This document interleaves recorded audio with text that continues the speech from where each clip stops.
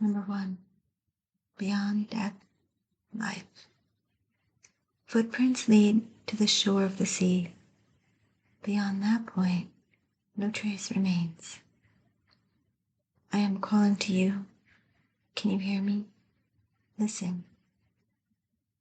Within your heart, there I speak. My voice rings true. You are urged beyond what has been. The time has come. Lay it to rest now. This ending comes as grace to free you from all that you have known, for what you have known is now too small for your soul. Bury your uncertainty with equanimity. I am certain enough for both of us. Allow me to show you the light that you are, that burns within you, blazing angel of heavenly purity. I will unveil you to yourself, undressing your ego, casting aside its layers, as tender as a lover, with unwavering attention upon the sacred body of light. You shall know yourself in truth as pure beyond all experience, untainted, ever innocent, as a pure vessel, stripped bare, ready for divine revelation as light, as life, as love. This, said Rumi. The soul craves variety because it leads to wholeness, and wholeness leads to divine revelation. The purpose of soul incarnating in this world in the first place is to realize divinity through sacred crucible of life. The older the soul, the closer it is to realization of divine oneness, and the more powerful its determination to shed that which would constrain complete and conscious immersion into the divine presence. So here you are, an old soul, at the edge of something you have known, at the cusp of an ending and a beginning. Perhaps you are ready in surrender and falling in, or perhaps you are fearful and resisting as you greet your unknown destiny. Yet the moment is happening because your own divine soul has chosen for it to be this way, so that love may grow. There is no punishment in the ending, nor is there anything to fear. There may be pain, there may be grief and loss, there may be uncertainty and even insecurity. Yet, have you a heart big enough to bear such growing pains? Your heart is even big enough to receive the joy that is lying in wait for you as you stumble across her in the course of your clumsy, inspired travels into new life. You can scoop her up in your arms and spin her wildly about as she delights in your embrace, throwing her head back and laughing her vibrant, contagious laughter, filling you with exquisite ecstasy. Yes, you shall know the truth. The knowledge that the divine is with you, guiding every unfolding moment of your life journey. No matter how dark it may first appear, the divine is with you in unflinching generosity, with compassion, and with fierce passion for your blossoming into all that you are, all that you can be. So what must you do to receive this divine grace, this new life? You must be willing to face death. It may be that death has come to you in the form of loss of a beloved one, a physical loss that takes you into the darkest despair or depths of your grieving heart. It may be death that comes to you in the ending of a financial or professional situation you once relied upon. It could be in the sense that you don't really know who you are anymore. Old identities having shown themselves to be inadequate, inaccurate, mere ego mass, too small for the great being that you are starting to suspect that you may be. Your death may be a choice to let go, to take a step in a new direction, to move house, to end a relationship, to change career, or to step away from a religious or philosophical tradition, or a group or teacher. Your death may not feel it as though it has come by choice at all. It may be sickness that leaves you feeling helpless, a relationship or other life circumstance changing when you wish with all your heart that it would not. Your transition through this death may be triggered by an inner feeling that you cannot quite pin down. Nonetheless, it powerfully propels you away from what has been and towards untapped possibilities, perhaps even towards great confusion as you encounter life in a new way, feeling even somewhat unprepared and uncertain as to what may lie ahead of you now. How you deal with this grace, even though it may at first appear to be under the cloak of crisis, is up to you.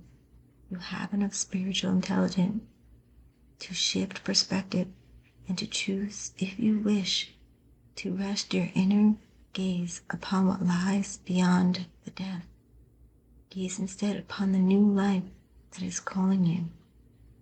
When you know deep within that no matter what experiences you have had in your life, that you are untainted, you will be more easily able to trust in the love the divine has for you.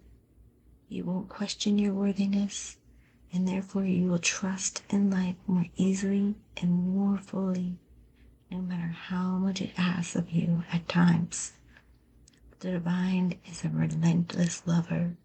It wants nothing less than your total being to be held in its embrace. Sometimes that means you will have to give up lesser loves for a greater lover, the divine one that calls us to remember our true nature. You are a beautiful blazing soul, having a human experience that defies explanation and opens you to divinity.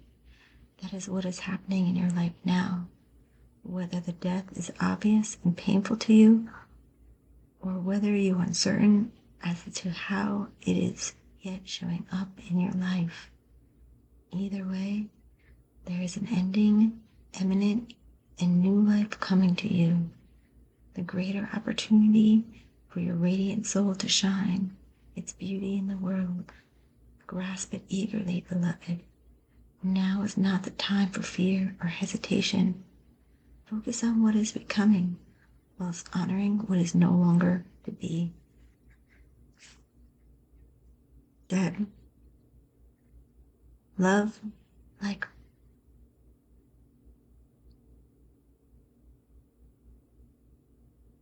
Chapter 2. Passion for purpose. Love like life flows through the heart. Feel the thrill of the flow and say nothing. Do you yearn to find your way, to fulfill your divine destiny, to know the purpose for your presence within the sacred body of the Earth Mother? Your heart is questing for deeper meaning. It desires certainty as your sacred task for this lifetime.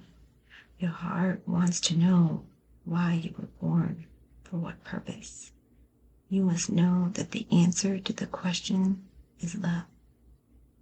I bring you your answer straight from the heart of the universe. Be wild within your passion. Do which stirs your soul, even when it makes you uncomfortable, especially then. For what is being truly alive, if not a decision to be open instead of resistant, to be wild rather than comfortable, so that at any moment we will be ready for the invitation of the divine beloved to come closer. I call to you now, the you that is beyond your mind, the you that the heart knows, the you that cannot deny light. To that you, I ask this question: what stirs the passions of your nature? Do that. Be that. As we grow in the spiritual path, so too does our ability to serve life, to serve love, to honor humanity, and to offer a contribution that is unique to us. What could only flow in this particular way through the quality of our own soul light. Every light holds its own beauty, and every light has a particular task to fulfill in the divine path of life. To help us remember this, lest we get too easily distracted by the pain and stress that happens in life, we were given an inbuilt reminder. The reminder is our passion. We may think that passion is not particularly practical. We may feel fearful of the passion. There are no guarantees of success, or that may even be throwing away a stable and secure life to pursue our passion. These are the fears of the many of modern society, yet they are so misplaced. Life supports all beings based on their true nature. The birds are given air in which to fly, and the fish are given water in which to swim. Plants are given light of the open plains or darkness of the damp rainforest, depending on their needs for growth. Different flowers flourish in different environments. Bees have wings that are very small but powerful enough to move with such speed and rotation their heavy bodies can fly. Each aspect of creation is given what it requires, so it may become what it's meant to be, for its unique destiny to be fulfilled.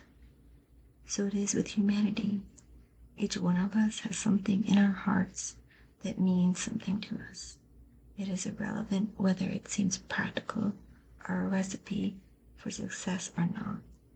We are simply meant to be what we are, to serve life faithfully in the place of honoring the truth of our nature, that which we genuinely feel passionate about, and to allow for life to naturally support growth according to our general nature. Where we get into difficulty is not in bringing our genuine passions to life, for life supports this, but in learning to let go of attachment as to how that happens.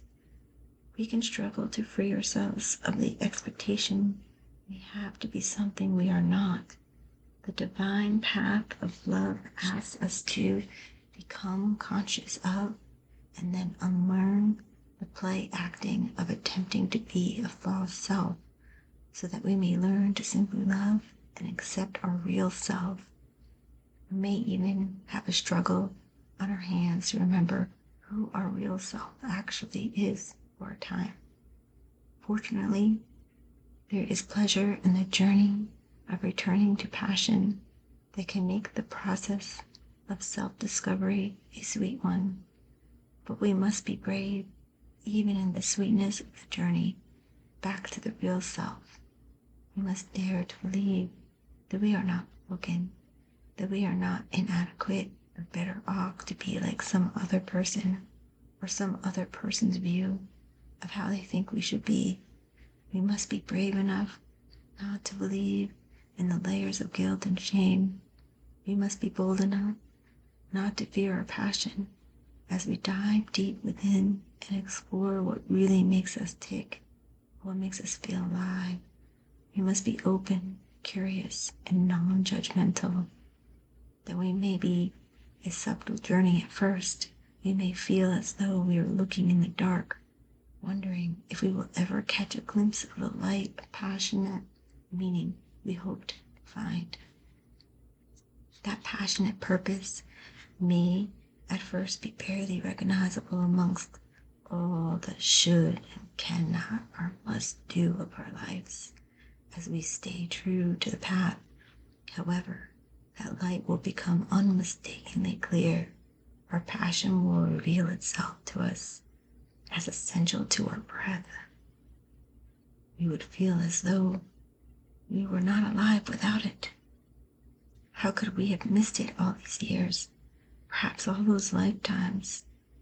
It will seem so obvious then, burning so clear in our hearts. It cannot be more obvious that we simply must live this desire, this passion, this purpose, or else spiritually perish into a shriveled up shell of a person, denying of life itself. No, that shall not be. Passion must and shall prevail. Take of the falling away. Be ready for the journey within now. You are strong enough to leave behind the need for external validation once you learn to validate yourself. In time, soon enough, in fact, you shall reveal your innermost beauty and be witnessed and received, acknowledged for your innate value, purpose, and divinity. But for now, sweet beloved, dive deep, be defiant, and determined to honor your heart so your deep passion may be witnessed by you and eventually, naturally, make its way into the sacred expression of this world. If you have recently discovered a new talent or purpose, or have been dreaming some big dreams, so Oracle comes to you with guidance and confirmation, you are excited. Follow that excitement. Let it lead you into your own heart truth and onto an ever more passionate path of purposeful living. You are tired, beloved. Your soul has been ravaged inside and out, and you are succumbing to struggle that is not karmic or necessary, but a symptom of fatigue and weariness of heart, mind, body, and soul, that which plagues you. Whether something specific or a general nagging malaise or anxiety, cannot quite pin down. It is not as powerful as you fear. You are being given a grace here and now, that it may be overcome. Remember, your reactions are a symptom of your exhaustion and a sign that you need respite, sanctuary, restoration. They are not a sign that something must be done so much as a sign that something must be received or allowed. That something is healing, made possibly through divine protection. In this instance, protection is bestowed through the cloak of Christ.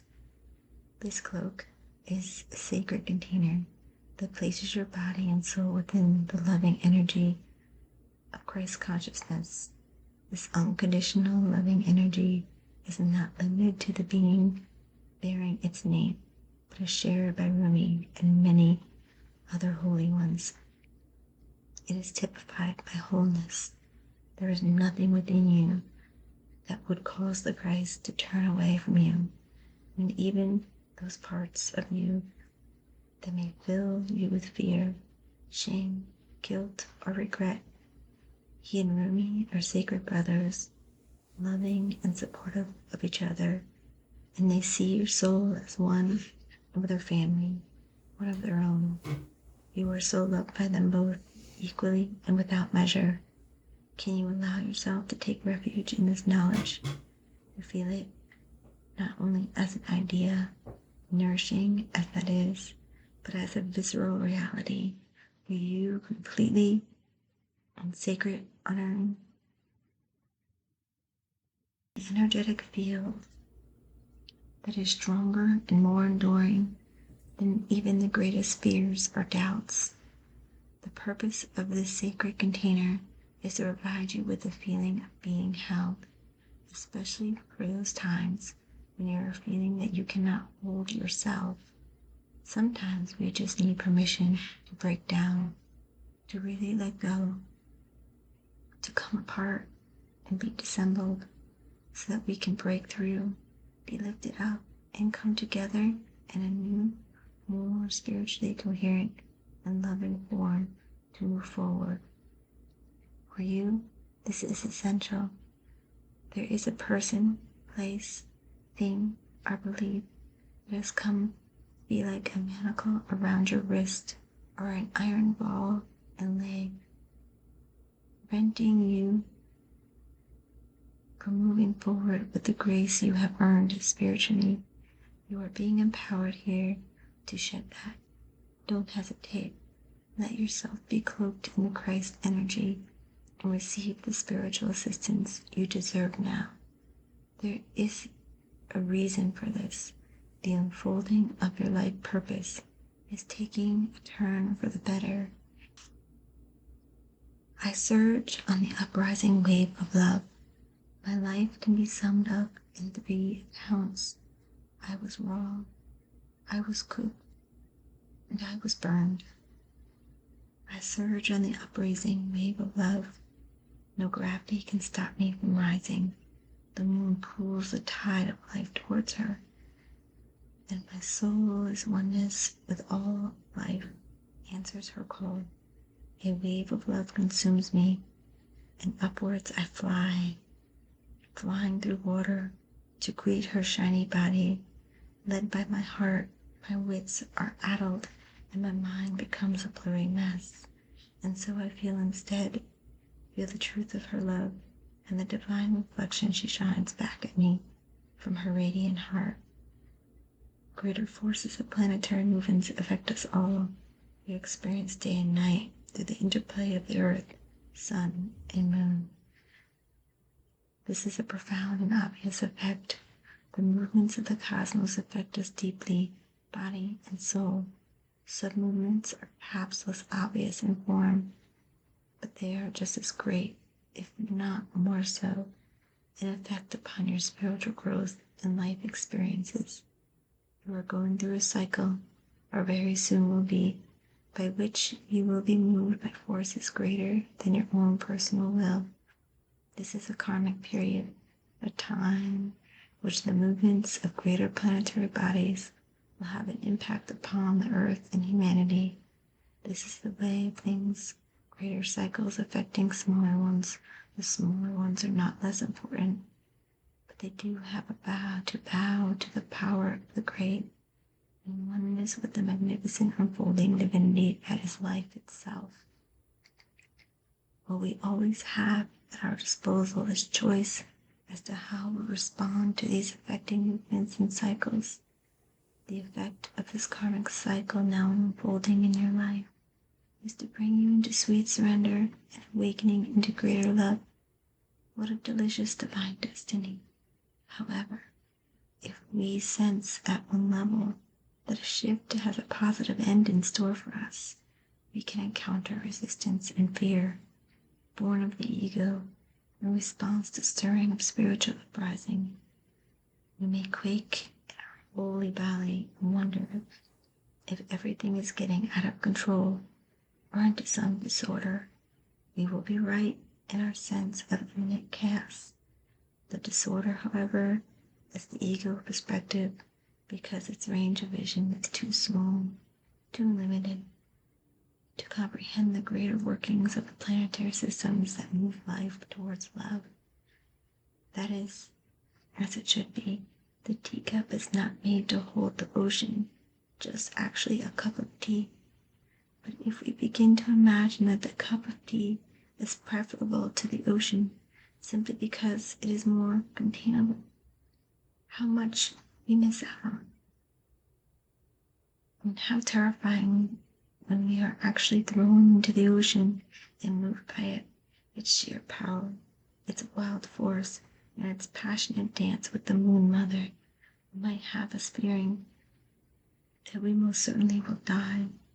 Yet the only thing that is dying here and now is your grasp, your attempts at control. Why? Because your heart is more powerful than your fear, and it wants to live in total trusting surrender of the unfoldment of life's genius. It wants to be let life happen to it. What a wise intention that is. Why seek to impose a smaller and less interesting story upon life, when the great master storyteller is weaving a fantastic tale of great love, great adventure, and sublime spiritual success? No, it is wiser, wilder, and more fun to serve the great wave of consciousness seeking to overtake you now. Dive in, beloved. Surge with it. You are being given a gift of grace. Promise that you won't drown, and that you will, in fact, be given a glimpse of your own divinity should you choose to accept whatever will be offered to you. Don't try to swim against the tide of your own life journey. Go with it. The divine is there waiting for you, orchestrating waves upon which you may reach the heavenly shore. Yes, the divine is there waiting for you, reading on a picnic blanket, a fabric of the heavens, with a sacred feast of earthly bounty, just now being unpacked in your honor. Get yourself into that ocean and ride those waves to your sacred date with the divine right now, sweet beloved. Surfs up.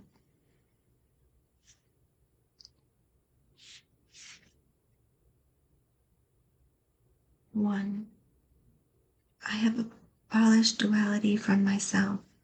I have seen the two worlds as one I seek, one I know, one I see, and one I call.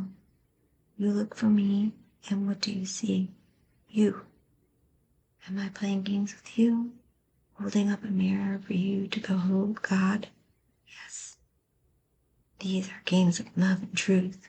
Look for me and find yourself, for I am you, and you are me, and together we are one, playing hide and seek in love's great playground.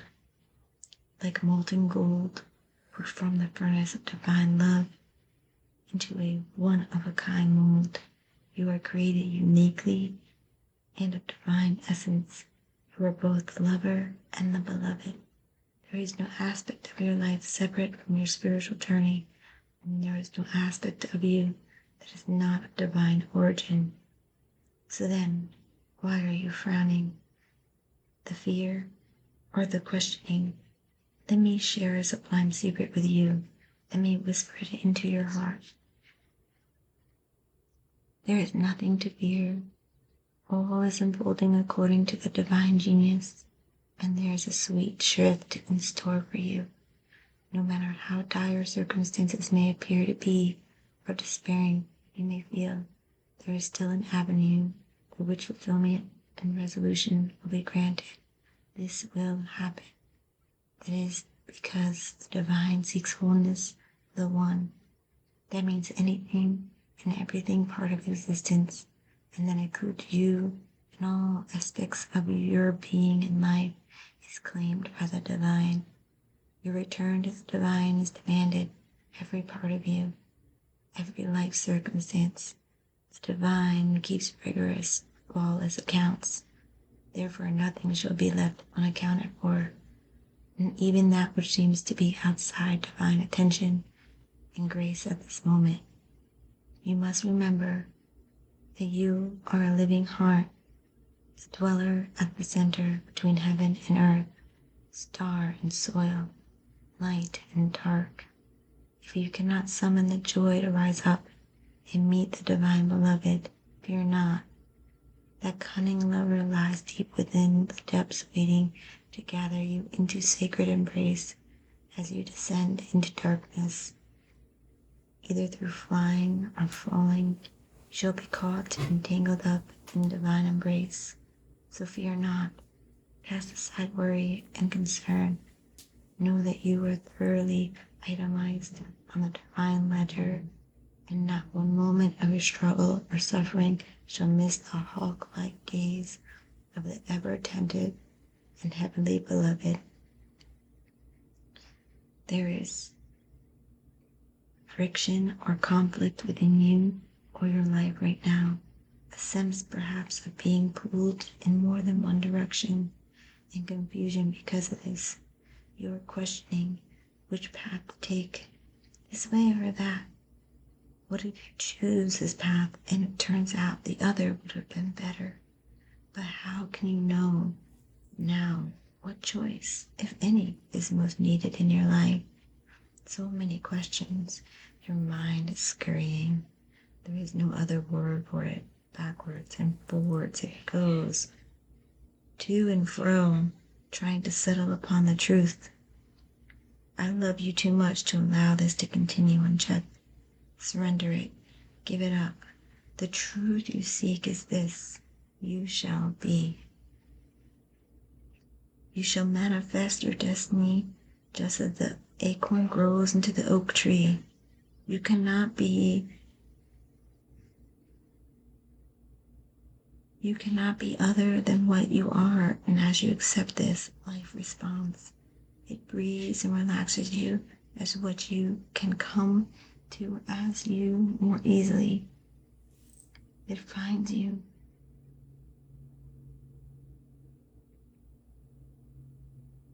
You shall manifest your destiny just as the acorn grows into the oak tree. You cannot be other than what you are, and as you accept this, life responds. It breathes and relaxes around you, so what you need can come to you more easily. It finds you, drawn to the need in you that is natural and inviting, and not a cause for anxiety or distress. The need leads to satiety. What is desired and what fulfills that desire is one. They are lovers that come to each other naturally, even through darkness and confusion, drawn to each other, allowing the natural course of the universe to become one. So do not fret and fear, my beloved. Do not hold back from that which feels incomplete out of anxiety or distress. It is just a lover and will soon be joined by the beloved. You are recognizing the moment before this occurs, so fret not, and instead let the inner lover loose. Allow her to shake out her hair, put on her most sensual perfume, and laugh as she dances barefoot in fields of lush grass and fragrant flowers. Let her tempt her beloved to come close, because she can be seen, she can be heard. Her movement sends her scent through the air. She entices the yearning beloved to her, and soon enough they meet, and it becomes possible for, yet again, two to become one, and then there will be wild peace and ecstatic contentment within you.